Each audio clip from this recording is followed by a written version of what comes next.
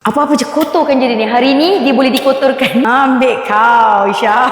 Dia kena lap je. Abang jangan marah bang. Abang sabar bang. Isyam mana Isyam? Tolong saya boleh tak? Kamu tak boleh kata tidak. Tolong juga. Cepat. Jom. Boleh belanja kotoran tak Bella? Kotoran macam mana tu? Blusher yang paling mantap, yang paling susah nak hilang. Blusher ke tu? Macam, kenapa? Dia macam krim-krim. Dia krim. Celikkan dia ni. Blusher ya. Jom. Macam lip matte. Lagi siapa lagi? Belanja kotoran. Ada apa ni? Lunyaikan ni. Jangan rasa kasihan. Minyak-minyak tu bagi. Tuang je dekat Isyam. Baik. Dia tuang minyak dalam poket ya. Boleh belanja kotoran Lisa? Ni permanent ke ni? Permanent? Permanent. Conteng dia Lisa. Lisa. Dia sign ya Lisa. Air Milo boleh? Sikit boleh? Air Milo susah nak hilang tau. Member tak. Oi. Lap meja dia. Dia kena lap meja. Terima kasih belanja air Milo. Ada lagi tu, selit. Lagi? Ada kotoran? Ya Allah, ada inai. Sini. Inai. Banyak sangat tu. Boleh lah. Nanti kan kamu punya inai habis kan? Tak apa. Dia lumur inai ni dah macam rupa tai ni dah.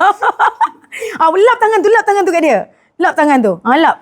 Ini intern bully tim media kita. Kita cari lagi. Siapa yang ada wow sikit kotoran? Ada kotoran yang mengancam? God. Dia sign macam dia marah.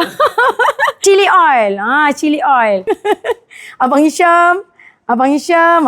Okay. Alright. Thank you. Kak Feri dah lunyaikan dia dengan berapa kotoran Kita ada 1, 2, 3, 4, 5, 6, 7, 8, 9, 10, 11, 12, 13, 14. Dengan 14 kotoran. Dan kita tengok macam mana baju ni boleh jadi bersih balik. Jom. Kita ada kari, kita ada sambal, kita ada inai.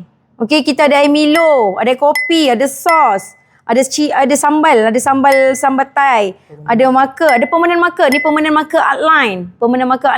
Ni marker DIY, whiteboard marker. Kat office ni je lah kotoran yang kita boleh dapat. Tak ada minyak hitam pula kalau kat office ni kan. Kita akan cuci balik betul ke semua kotoran termasuk inai ni dan permanent marker ni boleh hilang. Okay. Kak Feri akan letak baju ni besar. Kak Feri letak dalam dua scoop air, 1 gayung tau. Kalau nak letak air banyak, kena letak sabun banyak lagi. Ni Kak Feri letak air lebih kurang dalam 1 gayung air. Kak Feri guna air panas. Bila guna air panas, sabun Kak Feri ni dia akan lebih perform. Okay. Kalau tak guna air panas, dia kurang sikit. Okay, cuma kotoran-kotoran ni degil. Ada permanent marker, ada yang kena tunggu sikit lah. Tapi tak apa, kita try rendam terus. Okay. Try rendam terus. Okay, ni baju kita inai, nampak Inai, ada yang kena blusher, cream tadi. Ada ni kena permanent marker. Yang permanent marker ni memang kita kena sabar sikit lah. Tapi dia nampak dah start kembang dah. Okay, kena sabar sikit. Air kita dah start kotor. Okay, tinggalkan dulu. A few moments later. Kita nak start angkat hasil baju-baju kita. Nampak macam dah bersih tapi alamak ada lagi. Tapi tak apalah, kita tengok dulu yang mana. Yalah, benda ni perlukan masa. Kalau katakan tak jadi, dah beberapa jam buat tak jadi, tambah 1 malam, tambah 2 malam. Tapi tak apa, kita tengok dulu. Nampak macam dah clear. Ada sikit lagi kita punya dakwat pen outline. Tapi kalau tak tadi besar lagi tau. Kalian hanya perlu rendam tambah masa je lagi. Ini boleh hilang. Ini boleh putih macam asal. Tadi kau takkan ada lagi kan? Ni dah tak ada dah. Sikit-sikit je. Sama barang makeover ni boleh bersihkan balik. Kesan dawat, kesan kotoran, kesan inai, kesan sambal, kesan kari. Macam-macam lah. Kesan conteng insyaAllah boleh hilang dengan sama barang makeover.